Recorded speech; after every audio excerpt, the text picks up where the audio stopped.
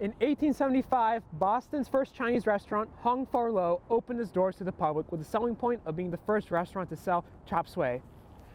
I'm Diego Centeno, and welcome back, Backyardigans, to Season 2 of Backyard Boston.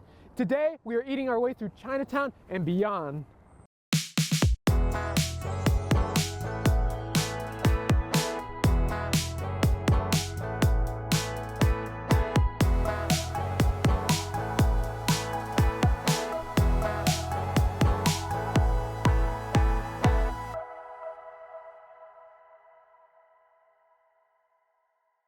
If you're looking for a quick snack in Chinatown, everyone knows the Corner Cafe. They're known for their delicate pineapple rolls, their lychee mousse cakes, and of course, their wide variety of mooncakes. They bake it fresh daily, but make sure to come in early if you want the fresh stuff. And if you got less than $10, make sure to bring cash.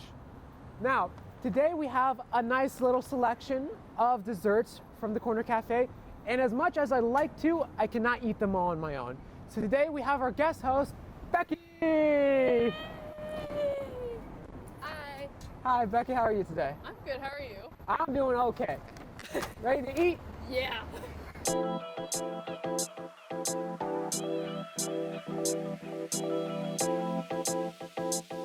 All right, Becky, so tell me, what do we have here? Okay, so I picked out a wide variety of stuff. So first we have the sticky rice, and then we have a pineapple bun, and then we have a pork bun. We also have a kind of popular item. It is the coffee roll from Corner Cafe, as well as everyone's fan favorite, which is hard to see right now, Ooh. which is an egg tart. Tart? Okay. And then, I know you mentioned this in your intro about Corner Cafe, I have picked out a mooncake as well. Can I take it out? Yeah, take it out. What should I expect here biting into this? I've never had one. Honestly, I kind of thought it tasted like a little bit like a sugar cookie almost, right? Oh. It kind of tastes like a little bit like a sugar cookie. The fancier ones, I would say, in terms of like mooncakes, the more egg yolks you get into it, which is going to be what this is in the middle, it's like a bit more of a fancier one. It has more of a rich and creamier taste. It's not as sweet as I expected, but it's got a nice and creamy texture to it. It's a very soft bite, and I like it. What's up next? I'm gonna choose, just because it's a little bit easier to get right now, I'll choose the egg tart for you. Egg tart? All right. Yeah. The egg tart, well, as you can tell, it has egg. It's a pastry puff like outside, I would say. I would say it's a bit more of like a creamier texture in egg. It's very smooth, but it has a flaky outside. I think this is my personal favorite. I grew up a lot with having egg tarts, specifically also the Taiwanese egg tarts too. It's a little bit different, a little bit, I would say, sweeter. This one's a bit more of a mellow flavor. The most popular, I would say, is the rolls, especially like the cream rolls inside. This one specifically is like the coffee roll. It's not too sweet, I would say. A lot of Chinese like desserts and everything aren't really as sweet as usual. Are you liking it? I like it. It's not that sweet. I would like grab this and just dunk it in my little coffee and eat it like that, because I think that would be great. So we're gonna get into a little bit more of the savory stuff, specifically with the pork bun. So this is like more so of like, I would say, I guess these are all kind of like, this is like specifically a breakfast food, a breakfast item. I've heard a little bit about this, but I never had one. I think it's still steamed. Yeah? But wait, you have a wrapper under it. Do I have a wrapper? Yeah, they usually come with wrappers under it, check. just to like kind of make sure it's like all like clean and everything. Okay. Since I can't get all the paper off, might as well take a bite of this. I would say, okay. Oh, that's nice. Right? Yeah. This is a breakfast item, I would say, for my family. Wow. We would go and like, kind of like in the morning, we would go and get like pastries, specifically, Check the paper there. No, it's okay. It kind of tastes like childhood, honestly. Tastes like childhood. Childhood. We're like, this is like all nostalgia. That is one of my favorites. It is a pineapple bun. Oh. So there's no filling on the inside. All the flavor is on the outside, actually. It's like a crust, I would say. It doesn't really taste like pineapple. It kind of tastes a little bit sweeter. What's this thing? It's all wrapped up and mysterious. What is it? I want to put it in my mouth. It's also my favorite thing too. This is a sticky rice. It's traditionally it's like you kind of would wrap it in different leaves to like steam it up and have, I guess, like it's gonna be like a very, I guess, like a dense kind of food with a bunch of different like things on the inside, like peanuts or like meat inside. Meat, okay. You get to try it. I can really taste the meat and the rice. This also comes with the egg yolk on the inside, which is my favorite too. It's really good, actually. I think a lot of these foods are very like nostalgic and like very like, I guess, like it's like a childhood home, and also it's very accessible for like everyone in Chinatown and everything. So I feel like it's a very common, I guess, story of going to like the pastry shop or going to the bakery and getting these in the morning and like having these as an afternoon snack or like kind of having these as like breakfast items and everything. All this is super tasty, super delicious, and you know, as much as I like everything here, I'm really feeling like some dumplings right now. Yeah, I feel like we should go to a place in Chinatown called the Dumpling King. Let's go. Hey guys, so Chinatown has always been known for the delicious cheap eats. And one of the most famous places is right here, the Dumpling King, where you can get 10 dumplings for $6.50. So we have 30 dumplings here to try. And we decided to get some of the classic flavors: pork, chicken, and veggie dumplings. So, want to jump into it? Yeah, let's go. Cheers. Cheers.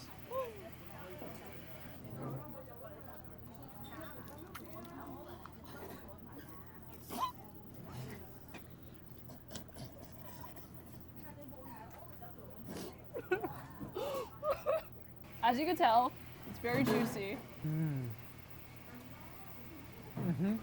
Now this has a nice crunch to it.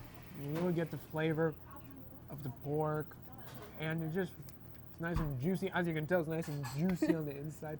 It tastes excellent. Okay, let's try the chicken, right? Oh yeah. I think there's a rake in here.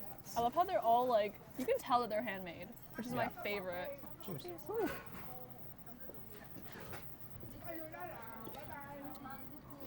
Oh my gosh. This one is like, I can eat like 20 of these. It has a much more of a subtler taste, but still it retains that juiciness if you look at the mess that's on my table in front of me right now. And last but not least, we have the veggie dumpling. Oh, these are so cute. Yeah, they're a little smaller than the other two, but let's judge them on the taste.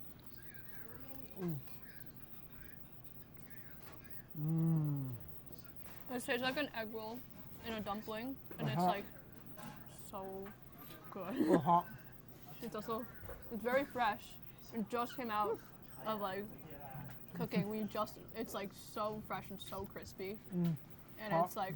it's also very hot because of that. I think this place is so good, especially for like a college kid in Boston near Chinatown. I think this is the best place to go.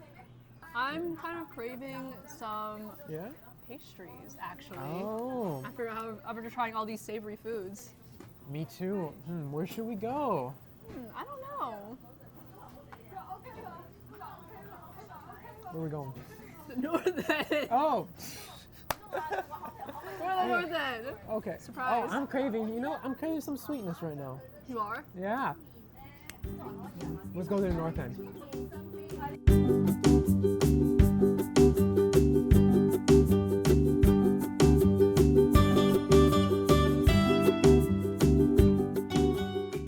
In 1946, Michael Macaliaga opened Mike's Pastries. This one-of-a-kind place here on Hanover Street has kept loyal Bostonians and tourists coming back year after year, and has become so popular it now offers worldwide shipping. All right, we're gonna try out the Mike's Pastries cannolis now. That's big. Oh my god. This is my big. first time having Mike's. Cheers. Wait. I kind of like this. I see why they say it's like the best. It kind of tastes like gelato. Yeah. Like a gelato cannoli for some reason. Like very flaky, very creamy. It's really good. It's thick, it's creamy, very flavorful, full flavor. It's bigger. I think this has a really good balance of like savory, but also being sweet. It's not too sweet, which I like a lot. Like I can eat like multiple bites of this and not get like too full, which is like the number one thing I'm looking for in a dessert. I think my rating, I think we'd give this like a 9 out of 10. I think Like depends. a 9.8 out of 10 for this. This is absolutely delicious. Now, No? Modern.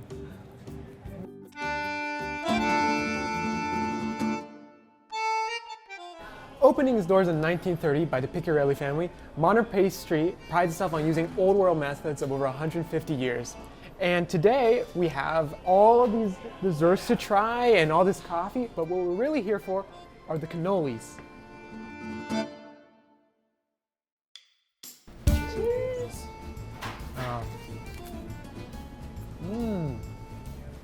that's really good cannoli. Yeah.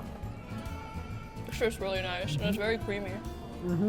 I really liked it, honestly. I like the chocolate, I mean, and I like the crunch of it. it's nice, it's creamy, it's flavorful. And it's like not soggy with like the cream on it too. It's very flaky, which I really like a lot. We got the white powder on top, it's good. Yeah, this is like heavily powdered sugar. That's like the number one thing I like look for in like a pastry. This is like, you know, after a long day, you want to lay down in bed and maybe cry a little. This is what I'll eat. This tastes great. I give this 9.5 out of 10. I think this is like, this cannoli is like, I'm walking on the Esplanade, like I'm like sobbing my eyes out. And like, I want to take a dip in the Charles River, but I'm pulled back by the cannoli. I give this cannoli an 8 out of 10. What up, everybody? So, could you introduce yourself? My name is Tony Piccarello. Okay, nice to meet you, Tony. Thank you. Nice to meet you, Diego. Oh, thank you. So I just wanted to ask you, what do you feel like modern brings to the North End community? Well, Modern started in 1931, and it was one of the original pastry shops from all the immigrants when they came over to America. And so it really started really early on, where my great uncle came and he opened up Modern. Now, a lot of people say, why do you have the name Modern? I mean, it's not Italian. It's, you know, it's just a word. Back then, they did not have refrigerated pastry cases. So he considered himself to be modern. And there you go. There's the name. Nice. It was really fun. And so have you grown up here your whole life? I have grown up here. My first 5 years were actually an apartment above the store. Oh, nice. Yeah. And what's your favorite memory of the store? My favorite memory, I would say, is always having to run down to the pastry shop to get pastries for any visitors that we had or any kind of celebrations. People always want to have pastries with a celebration or a family dinner. Well, that's true. I love to have myself a pastry. How I get a cannoli every time. I used to get a cannoli every night before going to bed, honestly. Yeah, and the other memories too of people just being happy. You know, I have been here for a long time, and I think one of the best things about being part of this family is you get people from all over, you know, the United States, and of course people from Europe and whatnot. And when they bite into a pastry that they absolutely love, the smile on their face and the handshake that I get, and maybe even that big hug that says, thank you for having such a great pastry. Then will you say Modern like brings happiness to the North End? I would say so, absolutely. I mean, we you know, a lot of the Italians, even if they've moved out, they still come into the North End, you know, to get their celebratory cakes or any, you know, array of pastries. And, you know, if it's not too much trouble, because traffic could be a little bit of a bear down here. Yeah. Because we do have a second shop in Medford, which is a little easier for the northern people, the commuters, to go there and pick up their pastries than it is to drive into this hectic cluster thing of traffic. And then one last question. What's your favorite pastry here? All right, so can't answer the question. I cannot, because every pastry has a memory. And one of my favorite memories is the lobster tail. My grandmother God rest her soul, we used to devour a lobster tail together all the time, And then I had a grandfather that loved cannolis. So, and being able to have, like my hot chocolate, and he would have his, espresso, and we would share cannoli together. So I could go here, we would be here too long for me to go down all my personal experiences with all the pastries, but I think they're all good, and I think for everyone, every pastry has a memory, and that's what makes the pastry so delicious. Okay. Well, thank you so much. Oh, you're welcome. Of course.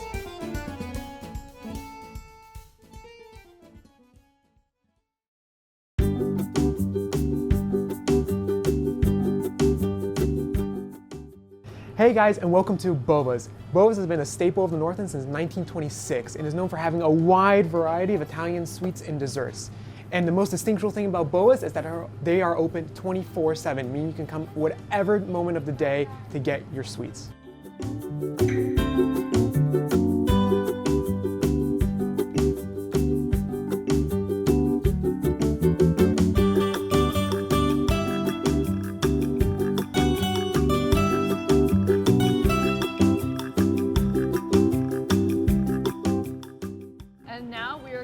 Trying Bova's.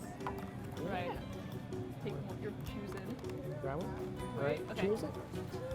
Cheers.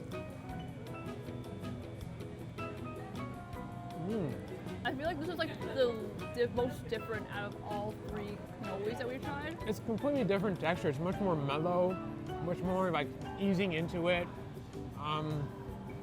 It's just, it's creamy. I wouldn't say it's thick and creamy, but it's creamy.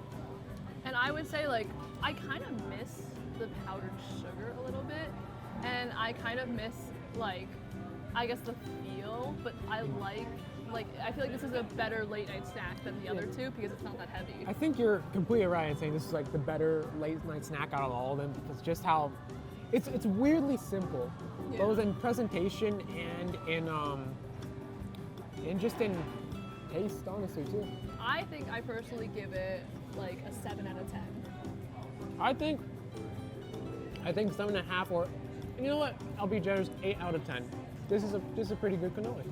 After reviewing all three locations, I feel like we have our winner. The winner is Modern! Even though I ranked Mike's cannoli a little higher than Modern's, Modern had a certain vibe about it. There's a community feel to the place, and it's just of such a warm and welcoming environment. You just want to sit down, have a little pastry, have a cup of coffee, and just have a good time.